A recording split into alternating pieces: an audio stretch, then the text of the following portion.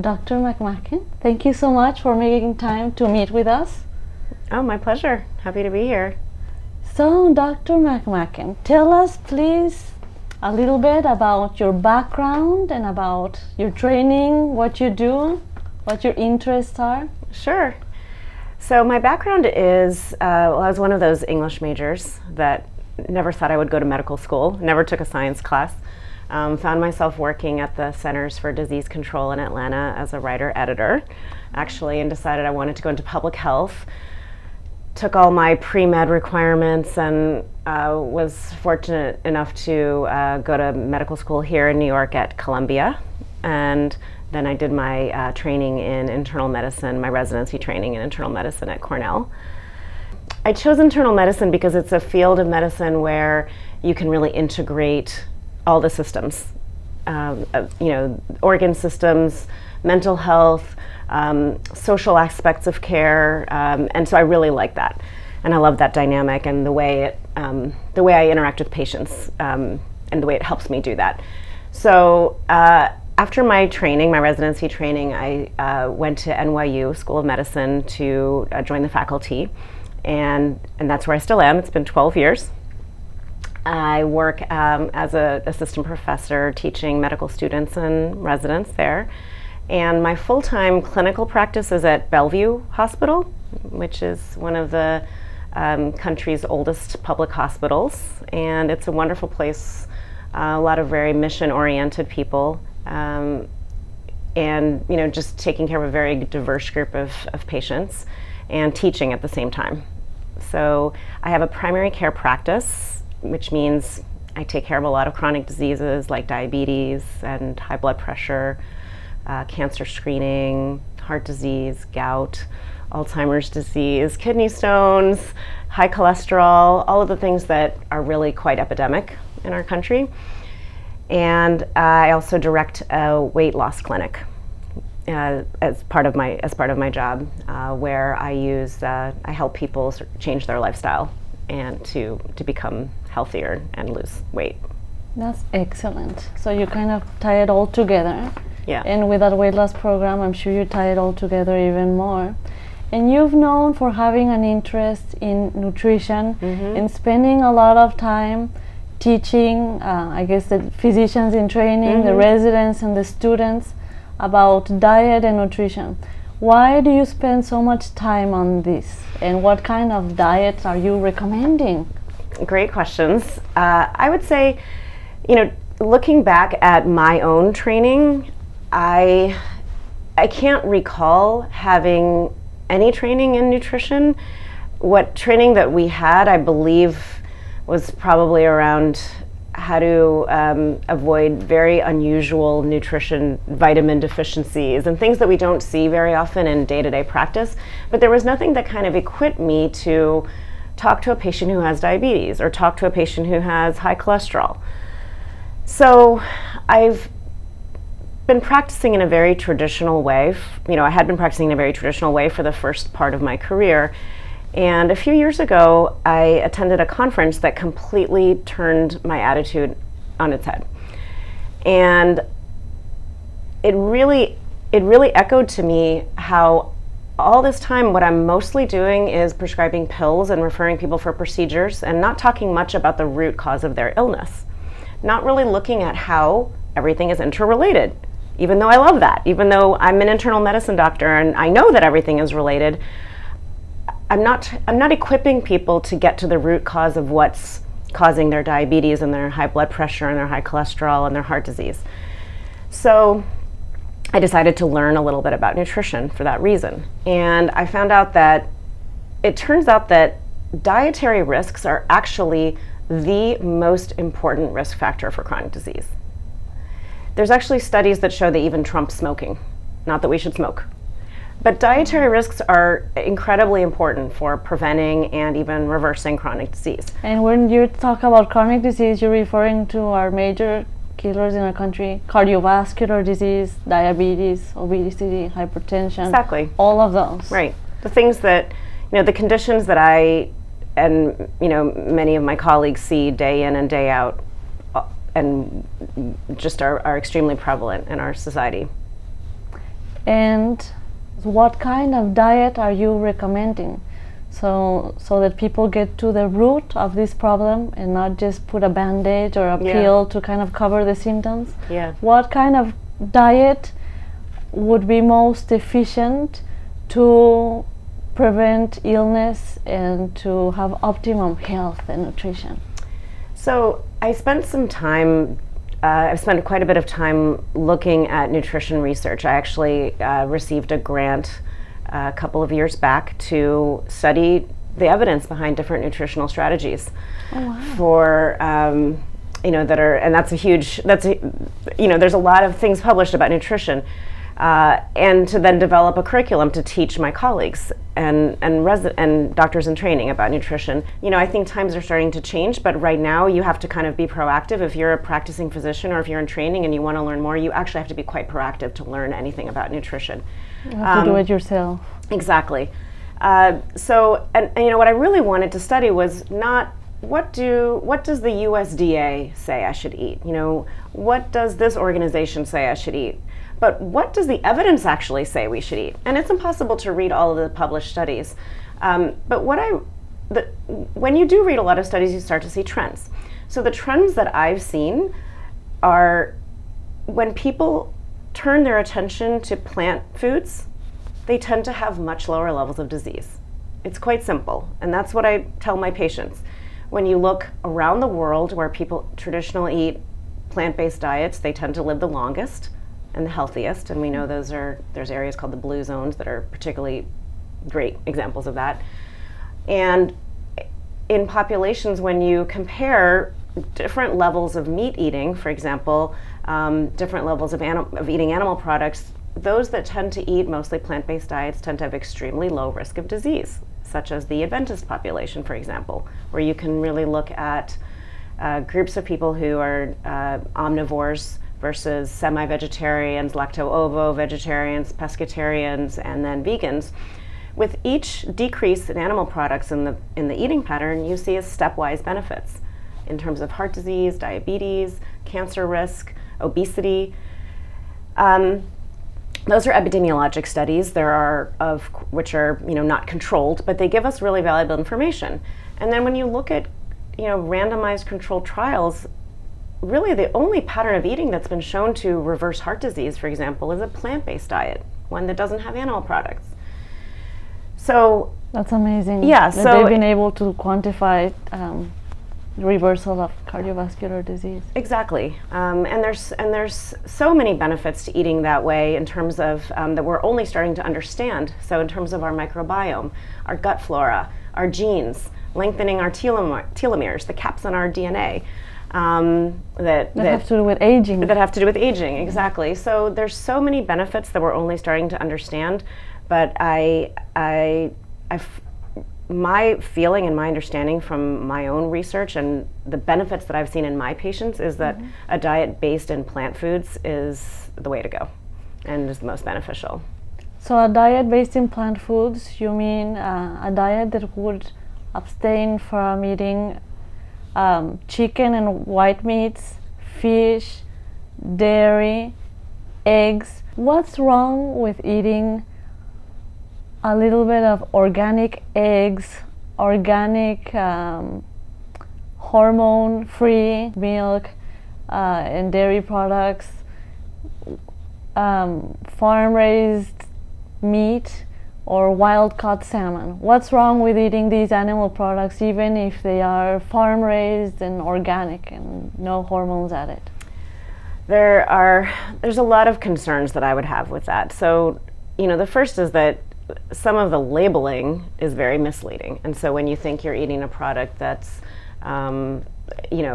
natural or farm raised, it's not necessarily that meaningful. Even the word humane is now used, and I think people have a different understanding of what that really means.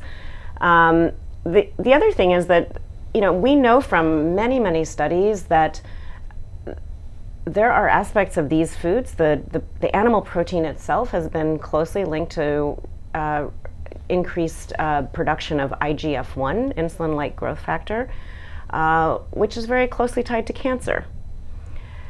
We also know that these types of foods are, whether they're, given, these animals are given antibiotics or hormones from the outside, they contain hormones because they're living beings. And particularly with milk, we get milk from animals, from cows that are pregnant, so there's going to be extra hormones. And so I think that it's a common misconception that if you buy something that's hormone-free, it doesn't have hormones in it, it just means they weren't added. And we see a lot of health consequences from these foods. We know that even small amounts of fish, for example, in the diet increase the risk of diabetes. We know that, eggs in the diet of someone who already has diabetes dramatically increases the risk of heart disease. And I think it's very tempting to take things and divide them into smaller parts and say, well, what about saturated fat, or what about cholesterol, or what about animal protein? But I like to think about food and the package that it comes in. So of course we need protein, but what kind of package are you going to get your protein in? Are you going to get it in a package that has other things that have been shown to be harmful, or are you going to get it in a package that has phytonutrients and antioxidants and fiber that have been shown to be beneficial? When we include meat, eggs, milk, and other animal products in our diet, we're also displacing foods that promote health.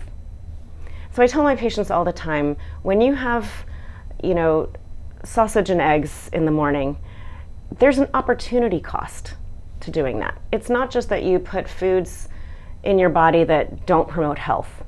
At best, don't promote health, and at worst are actually probably harmful. It's that you missed an opportunity to eat something healthy that would have actually given you nutrients that you need and you're missing. So I could go on, but those are some of the reasons that I explain to my patients. Some of the big concerns with animal products, for sure. And you direct a weight loss clinic here in New York City. And so, because when it comes to cardiovascular disease and diabetes, who cares, right? That's in the future. But if you're talking about weight loss, then you've got people's attention. What does the data show about what kind of diet would be most optimal for keeping weight off or for reducing weight? Omnivorous diet or the same plant-based vegan diet? We just started an Instagram account and saw your Instagram, and we saw a picture that you had on there where you're wearing a t-shirt that says carbs. So it's one of my favorite shirts. You are the director of a weight loss clinic here. Tell us, what's the deal with carbs? Everybody's afraid of potatoes and bananas. Right. So what is your recommendation for that? So first of all, when it comes to weight loss, I think a lot of people, because there's so much frustration and sort of almost desperation around weight loss, I think, people are always looking for something that's going to help them lose weight quickly and, get to their goal as quickly as possible. And the truth is that there's an endless number of different diets that you could put a person on and they would lose weight. And to the extent that you limit calories, you're going to lose some weight. So as a physician and someone who cares about not just short-term, but also medium-term and long-term health, I'm really looking at strategies that help with weight loss, but also promote health. So for me, the strategies that are commonly recommended or that people hear a lot about, the low-carb strategies, for example, I don't really recommend because people necessarily miss out on a lot of really important nutrients when they eat that way, and the studies show that people have higher rates of cardiovascular disease and cancer and even earlier death when they eat that way. So when they eat the low carb diet, which is basically high in animal protein, usually animal protein and fat, right? Which would be like Atkins, like paleo. To some degree, paleo. But primarily an Atkins style diet, and there's a lot of different variations on those diets. So for me, the big picture is short, medium, and long-term health, and achieving weight loss sustainably and healthfully at the same time. So for me, again, that equates to a plant-based diet, and luckily there's a lot of evidence that plant-based diets work great for weight loss. We have studies showing, first of all, that again, when you compare different types of eaters, people that eat plant-based diets, like vegans, tend to have not only they have the healthiest body weights. In fact, in the Adventist group, they were the only group that were not overweight. And this has been reproduced in many other studies as well. So epidemiologically, we know that people following plant-based diets tend to have healthier body weights. We also know that prospectively, looking forward in time, the foods that are most associated with weight gain are actually animal products and meat and low fiber diets. So that's 2 strikes against some of the other diets that are out there. Powerful strength. Yeah. And then finally, studies also show that people who follow mostly a whole food plant-based diet, meaning eating plant foods in their most unprocessed or less processed forms, tend to be able to eat as much as they want when they're hungry without measuring portions or counting calories, and they still can lose weight if they want to. So to me, when I think about, I'm no stranger to counseling people to count calories or measure portions. That's a way that I used to practice. And I can tell you it's not fun to do it, and it's not fun to recommend it, and people don't like doing it. And it may work in the short term, but it's not really a sustainable way to live your life, and it's not enjoyable. It's not a life of abundance, where my experience personally and my experience with my patients in following a plant-based diet is that it is a life of abundance. And you actually end up experiencing foods that you may not have tried before and eating when you're hungry and not feeling deprived and feeling more energetic and having all these other side health benefits at the same time. So that's wonderful. Yeah, no, that's a very positive plus for a plant-based vegan diet. And you mentioned right now that talking about animal foods, that a lot of data links it to people who eat the most animal foods have the highest amount of body mass index or weight. Right. So that's very interesting, and I'm sure a lot of people don't know that. Right. And you've written about common misconceptions that your patients express to you quite frequently. What are some of those common misconceptions that you see in patients that you feel are most damaging in general and to their health, that they just have no idea about this thing or another thing? What are the most common ones that you see? Yeah, I mean, I think we kind of hit on it earlier when we started to talk about protein and carbs, and I think those two top the list, and they're related, of course. So, this exaggerated concern about protein that we have in our society, I think is very damaging to people, because people seek out protein as if they we're on the border of deficiency. And in my entire years of practice in medical school and residency, I've literally never seen a person who is protein deficient. But I can tell you that all day long, Monday through Friday, every day, I see people who are deficient in fiber. That is the nutrient that we should really be concerned about, and they're opposite, right? Because animal products don't have fiber. None of them do. So again, by fixating on protein, we end up, it's this cost. You pay a price for that. You end up losing out on nutrients that we actually really need to promote health. So when you look at how much protein people are actually eating, the average person is eating 1.5 times the amount of protein that they need, and often more. So I think if we all ate the recommended amount and stopped there, we'd all be a lot healthier. And luckily, if you eat a plant-based diet, you end up getting, magically, the recommended amount through just following a plant-based diet. There's enough protein in plant foods that you get the right amount. I think carbs is the other big misconception that's out there, and we touched on that earlier, that carbs will give you diabetes. Carbs will make you gain weight. Carbs will are bad for you, just bad. And my experience, again, has been completely the opposite. And of course, if you're eating carbs in a very processed form, just like any processed food, it's not going to benefit you. But if you're eating a plant-based diet, which is naturally high in carbs, you'll do great. You'll probably lose weight if you want to. That's the diet that's been shown to prevent diabetes. Actually, whole grains are the most powerful food in terms of preventing diabetes. So it's carbs that prevent diabetes, ironically, even though we always think that people who have diabetes can't eat carbs or have to count their carbs. And people think, well, if I'm gonna be on a plant-based vegan diet, then what is it that I have to eat to get my protein? Like, do I have to eat almonds every day? Right. Or Right. like, how do you just completely, people say, well, where am I gonna get my protein? So what is your response to that? Yeah, my response is that every plant food, every food has some protein. And if you look at broccoli, it has more protein per calorie than beef. So people are often surprised to hear that. And the truth is broccoli has a lot fewer calories than beef, and that's probably one of its benefits. It has a lot of fiber and fills you up without as many calories. So I always tell people, if you're getting enough calories, you're getting enough protein. Protein is just extremely tied to your calorie intake. So you'll know if you're getting enough calories because you're hungry or you're not hungry. Basically, if you're filled, if you feel satisfied, and you're eating a plant-based vegan diet, you're getting your protein. Yeah.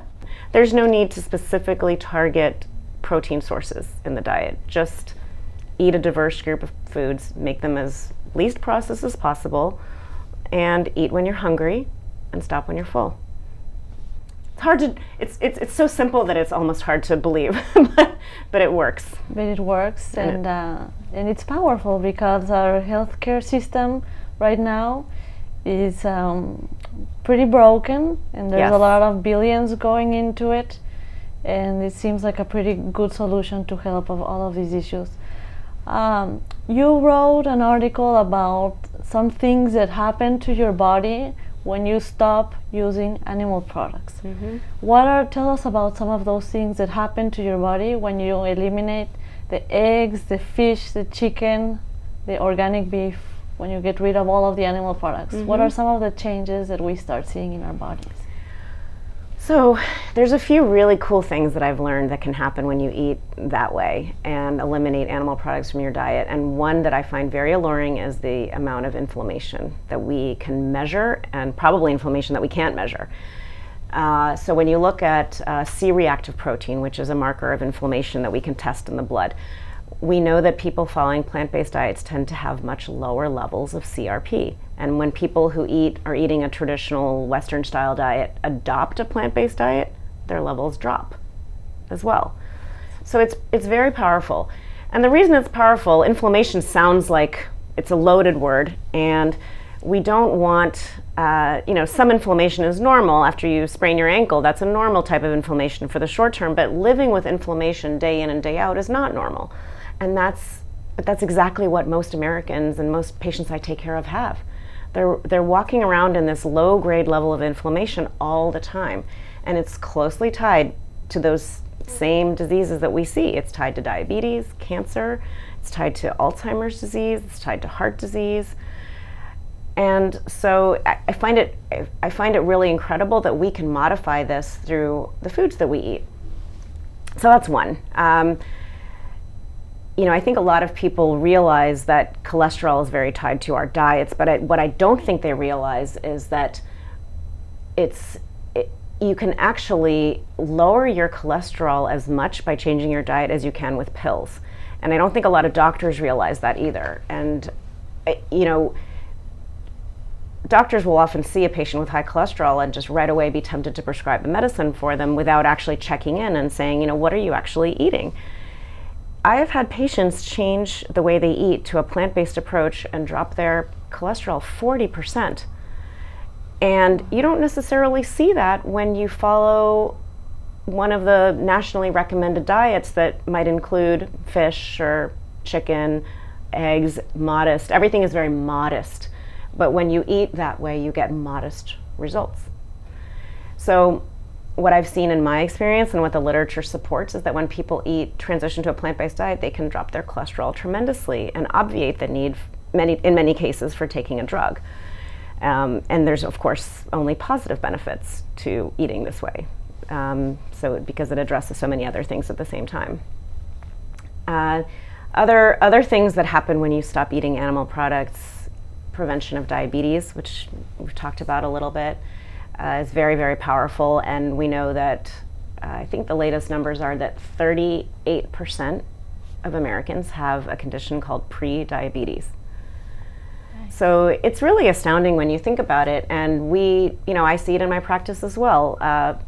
There's a tremendous number of people, the burden that people face, the burden our society faces of future diabetes is astounding. We think we have it bad now with diabetes, but if 38% of Americans have a condition where they're going to develop diabetes, we're looking at an even worse epidemic down the road. So eating a plant-based diet, again, the whole grains, which are very powerful for preventing diabetes, vegetables, fruits, which, by the way, prevent diabetes as well. Beans. You're not afraid of fruits? Not afraid of fruits. Yeah, and I tell my diabetics, eat fruit. You'll do great. You'll do really great. And so yeah, I mean, preventing diabetes, changing the way our genes work. Dr. Dean Ornish has done incredible research with others showing that when people eat a plant-based diet, the cancer genes can change the way that they're expressed. We talked a little bit earlier about telomeres and plant-based diets, the caps on the end of our chromosomes that keep them stable and tend to shorten as we live. We can actually lengthen those telomeres by eating a plant-based diet. We also talked about the microbiome and how this is so cool. Within a couple of days of changing to a plant-based diet or changing your diet at all, your microbiome patterns change completely. It's very quick.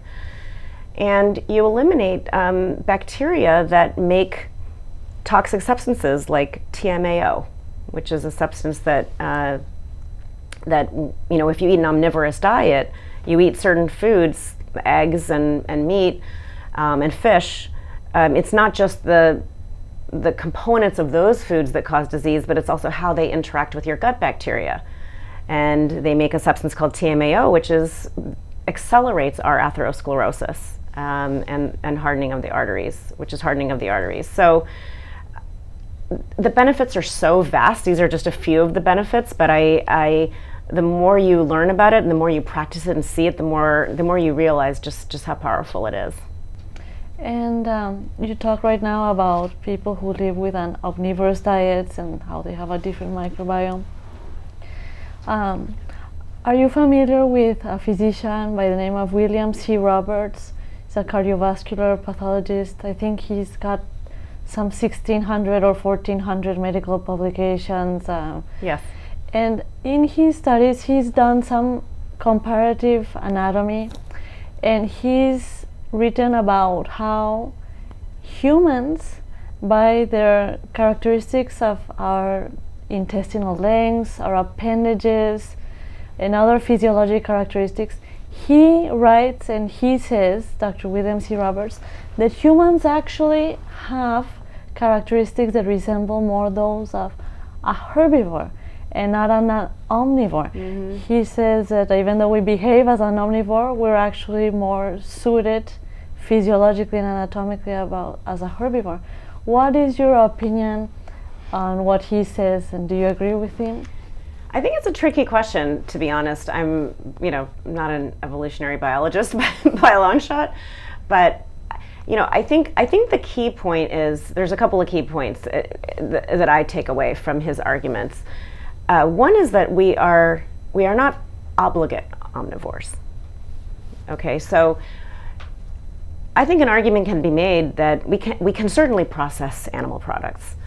So we are not required to be herbivores, but we're also not required to eat animal products. And if anything, for all the reasons we've talked about here, we do a lot better when we eat plant foods as a society. And we've historically, I think there's this perception that people ate a lot more meat and animal products than they really did. And when you think about how hard it was to get animal products in the diet, people were eating mostly plant-based diet. We've been eating mostly plant-based diets for a long time. And now we're in a situation where the planet is in crisis, and there's a lot of other reasons why we should really be evolving to continue to eat a plant-based diet. We are dying from diseases that are completely preventable by a diet. So the argument is almost moot. Not needed. Yeah, we not only are we not obligate omnivores, we don't have to eat animal products, but we're a lot better off when we don't. For sure. And if we want to continue as a species, and if we want to have a planet to live on, and it's all interconnected. For sure. And then even if we have the capacity to digest animal products, like we look at all other herbivores, like cows that are herbivores, and now they're eating fish. So yeah, they have the capacity. Everything has the capacity of eating, but that may not be what we're most suited for. And in your practice, do your patients sometimes ask you, well, Dr. McMacken, if this is such a great and natural diet for me, then do I have to watch my B12? And if I do, how is this a natural diet for humans? Yeah, that's an interesting question that I've definitely heard before, or a point, I guess, that's been made. And my response to that is, well, what do you consider to be natural? So most of the food that we eat, whether it's animal products or plant-based foods, it's very different than the food that we ate 100 years ago, 200 years ago, 300 years ago, because of advances in genetics and breeding. And I think you'd be very hard-pressed to argue that the way our food system works and the way that most animal products get to our plates through a factory farming system where there's antibiotics, other growth promoters, hormones, extremely confined situations, animals that are very sick, in a very, very small space, and getting infections, you could make a pretty strong argument that that's not natural. Mm-hmm. So to me, B12 is also, by the way, historically we get it from bacteria from the soil, and from, it's made by bacteria in the lower intestinal tracts of all animals, and when animals pass excretions into the soil, B12 gets into the soil. And so if we were to eat all our food very dirty, we might get B12 no matter what we ate. Nowadays, even the animals that we raise for food are not eating dirty soil or grass most of the time, right? They're eating very controlled diets, and so they are artificially supplemented with B12. Their diets. The animals. Yeah. So either way, you're getting a vitamin B12 supplement, whether you get it from your animal products or whether you buy it in the store. And I think that the last and most important argument to me is, if you think it's unnatural to take a B12 supplement, to go pay for a B12 supplement, do you think it's natural to die of a disease that you could have prevented by eating in a different way? Is it, I think because these are chronic diseases and long-term and we don't connect them with diet, we think that it's just natural to die of heart disease, or it's just natural to get diabetes. Oh, it runs in my family. But the truth is, we're finding out it's not that natural. It's actually related to a lot of the choices that we make on our plates. And so that, to me, is that's what's unnatural, not taking a B12 supplement and living a long, healthy life. It's by eating a plant-based diet. It's amazing that sometimes even insects know what to eat to be healthy. We pride ourselves on so much intelligence, and yet we don't even know what to eat. Yeah. We're all confused and eating the wrong things and then dying because of our food choices.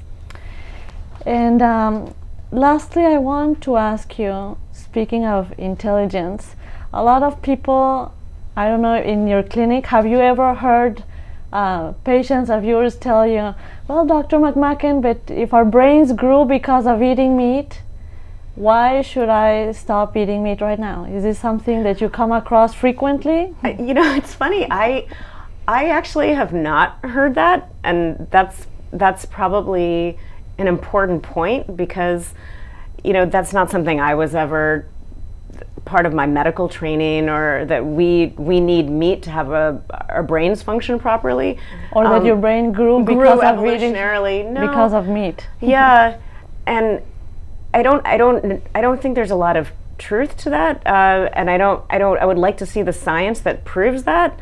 But what I do know is that eating meat actually gives us is connected to us getting Alzheimer's disease and other neurologic diseases. So when you talk about a healthy brain now in 2016, you should really be focusing on plant foods. Yeah, I think you're absolutely right. Dr. McMacken, thank you so much for all of the work that you do. My pleasure. And for teaching all of the medical students and the residents and all of the research that you do. And thank you so much for spending some time with us. We really appreciate it. It was fun. Thank you. Thank you.